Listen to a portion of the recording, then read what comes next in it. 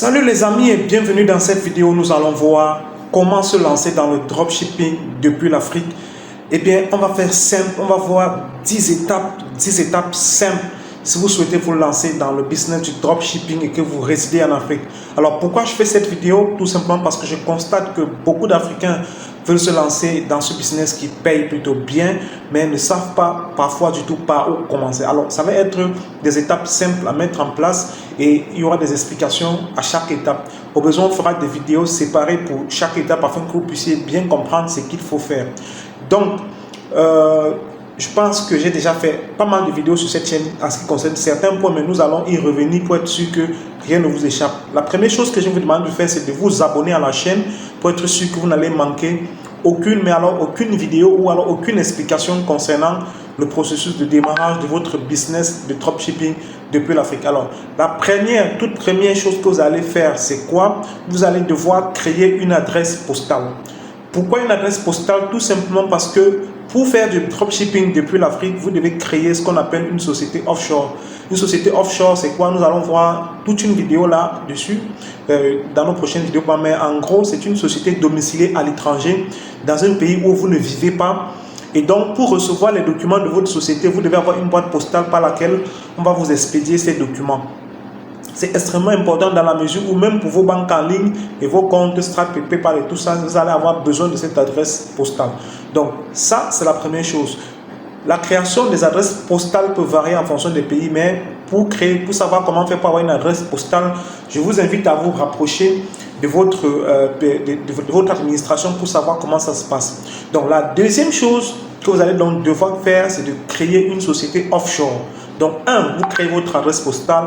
2, vous allez devoir créer une société offshore. Pourquoi? Parce que vous ne pouvez pas faire du business en ligne dans le jonglage comme certains pensent. Sur Internet, les activités génératrices de revenus sont assez réglementées. Donc, vous devez vous constituer en société. Cela sera d'autant plus important dans la mesure où vous aurez besoin de cette société pour avoir accès aux procédures de paiement tels que Stripe et PayPal Business.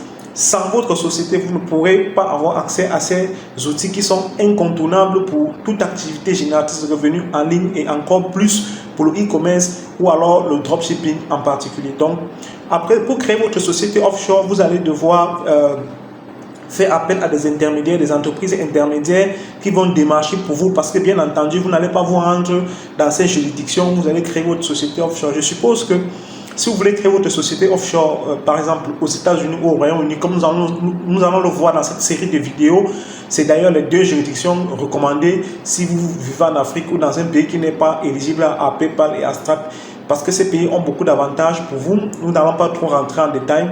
Vous devez justement donc passer par ces entreprises intermédiaires qui sont, pour le cas du Royaume-Uni, First Formation. Je vous mettrai le lien de leur site dans la description de la vidéo. Ainsi, vous pouvez déjà commander votre société offshore depuis leur plateforme et en quelques jours, voire maximum 2 semaines, vous avez votre société qui est opérationnelle. Donc, après avoir donc créé votre société offshore, qu'est-ce que vous allez faire? Vous allez devoir choisir votre niche. La niche, c'est quoi? C'est tout simplement un segment de marché regroupement un ensemble de produits plus ou moins liés. Dans le choix de votre niche, vous allez pouvoir donc proposer des produits qui se complètent ou qui sont plus ou moins dans un même segment de marché à votre audience. Une fois que vous avez donc choisi votre niche, vous allez devoir trouver des fournisseurs ou encore mieux des agents. Pourquoi? Parce que, comme vous le savez, déjà, puisque nous avons fait une vidéo là-dessus, sur la description du business model dropshipping, vous ne fournissez pas les produits, vous faites juste votre boutique Shopify, vous présentez les produits et une fois que le client a passé une commande, vous faites la commande à votre fournisseur qui va livrer le client. Donc le problème que les gens rencontrent le plus souvent, c'est que les livraisons peuvent être lentes quand vous avez un fournisseur classique. Et la plupart des fournisseurs sont souvent basés en Chine. Donc, pour accélérer les délais de livraison et pour gagner en temps, on peut être appelé à faire appel à utiliser les agents, c'est-à-dire des personnes, des particuliers qui travaillent avec vous et qui facilitent vraiment le déroulement de votre business, qui vont accélérer la procédure de livraison. Il y a des plateformes qui proposent des agents, il y a des plateformes qui fonctionnent comme des agents comme CD Dropshipping. Je vais également mettre le lien de Cydi Dropshipping dans la description de la vidéo. Vous pouvez y trouver vos produits, trouver des agents qui vont vous refaire du packaging, c'est-à-dire personnaliser vos paquets pour que ce ne soit pas vraiment comme des produits de dropshipping. Faire en sorte que vous paraissez vraiment comme étant le fabricant du produit auprès de votre clientèle. Donc vous avez trouvé votre niche, vous avez trouvé les produits que vous devez vendre, vous trouvez des fournisseurs et après ça, la 5e étape, ça va être de créer votre boutique. Donc, vous allez créer votre boutique. Pour la création des boutiques, vous avez plusieurs choix. Vous avez Shopify qui est le plus utilisé. Vous avez WordPress avec le plaisir au commerce. Mais il y a aussi également plusieurs autres solutions telles que WeezyShop. Je recommande beaucoup Dashnext, PowerTech. Je vais mettre le lien dans la description de la vidéo. C'est tout simplement une startup américaine qui vient de lancer son CMS de création de sites e-commerce. Et ils ont l'avantage de vous proposer pour l'offre de lancement une boutique pour seulement $17 à vie. C'est-à-dire que vous payez uniquement $17 et vous avez votre boutique en ligne à vie sans frais récurrents. On sait que Shopify, c'est à partir de $29 par mois. WeezyShop, c'est à partir de $29 aussi, je pense bien. Pour WordPress, si vous avez payé un hébergement, en fonction de votre hébergement, vous pouvez vous retrouver facilement avec des factures de près de €100, parfois plus, chaque année. Et l'avantage avec Dashnext PowerTech, comme je vous disais tantôt, c'est que vous payez, comme ils sont en promotion pour le moment, vous faites uniquement un paiement de $17 et vous avez votre site à vie. Et vous avez la possibilité de prendre également plusieurs licences, pour prendre une dizaine de licences et faire des micro-niches, des sites ultra nichés. Moi, personnellement, j'en ai pris déjà 10 licences et je suis en train de mettre mes petits sites sur pied. Je vous conseille de tester cette plateforme. Bref, je ferai une vidéo pour vous montrer comment la plateforme elle est conçue. Elle est très bien conçue et c'est du drag and drop tout simplement. Je vous mettrai également le lien dans la description de la vidéo. Donc, une fois donc que vous aurez créé vos comptes Stripe, votre boutique, autant pour moi, vous devez créer vos comptes banque en ligne. Si vous avez créé votre société offshore, par exemple en Angleterre, vous allez créer un compte TransferWise. Et puis, il y a plein d'autres banques en ligne. Ça, ce n'est pas une vidéo vraiment consacrée aux banques en ligne. Nous allons avoir l'opportunité de faire une vidéo sur les banques en ligne. Pourquoi vous aurez besoin d'une banque en ligne? Pour encaisser vos revenus. Souvenez-vous, lorsque vous allez utiliser les processeurs de paiement tels que Stripe et PayPal, vous n'allez pas encaisser votre argent et le garder sur Stripe et PayPal ou le récupérer directement en main propre. Vous allez devoir faire passer cet argent par une banque en ligne, peut-être de la banque en ligne, le revirer vers votre compte bancaire personnel ou même utiliser les cartes fournies par ces banques en ligne pour entrer en possession de votre argent. Donc, vous aurez forcément besoin de ces banques en ligne.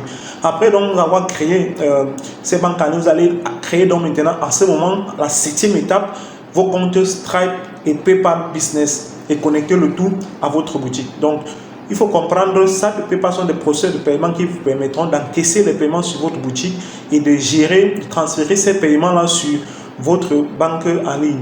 Et puis, une fois dans votre banque en ligne, vous pouvez transférer cet argent vers votre banque physique ou utiliser des cartes fournies par ces éléments, par ces banques en ligne pour retirer votre argent directement depuis les distributeurs ou faire les commandes de vos produits chez vos fournisseurs en Chine. Voilà. Maintenant que vous allez créer vos comptes Stripe et PayPal, vous allez donc créer les comptes pour votre boutique sur les réseaux sociaux. Vous allez créer une page Facebook, une page Instagram, vous allez créer un compte YouTube, bref, créer les différents Pinterest et tout, créer les différents comptes sur les réseaux sociaux pour votre entreprise et éventuellement pour votre site internet, votre site de e-commerce parce que ce sont des canaux d'acquisition que vous allez utiliser pour avoir du trafic vers votre site. Donc, extrêmement important de créer ces pages avant le lancement de votre boutique. Ensuite, vous allez donc connecter votre site à ces différents réseaux sociaux pour commencer à établir les différents canaux d'acquisition et avancer. Donc, la 9e étape, donc, ce sera d'élaborer votre stratégie marketing. Comment est-ce que vous allez vendre?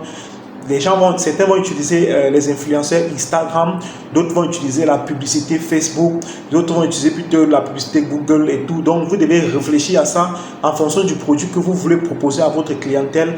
Quelle serait la stratégie marketing la plus adaptée? Quels seront les canaux, les techniques que vous allez utiliser pour avoir du trafic? Et donc, en 10e position, vous lancez donc tout simplement votre boutique. Vous pouvez commencer à mettre sur pied toute votre stratégie que vous avez déjà élaborée et commencer à générer des revenus. C'est donc tout pour cette vidéo sur les 10 étapes pour se lancer dans le dropshipping depuis l'Afrique. Dans les prochaines vidéos, nous allons donc essayer de rentrer en détail dans chaque étape, mais je vous invite également à parcourir la playlist Dropshipping Shopify sur cette chaîne où j'ai présenté déjà certains éléments de ces étapes. J'ai déjà parlé de certains éléments, vous pouvez trouver les vidéos dans cette playlist. Abonnez-vous à la chaîne, partagez et si vous avez des questions, n'hésitez pas à les laisser en commentaire. Regardez surtout la description de la vidéo parce que je vais y mettre pas mal de pépites qui pourront déjà vous aider à mieux comprendre votre business de dropshipping. Sur ce, on se retrouve très bientôt. Ciao.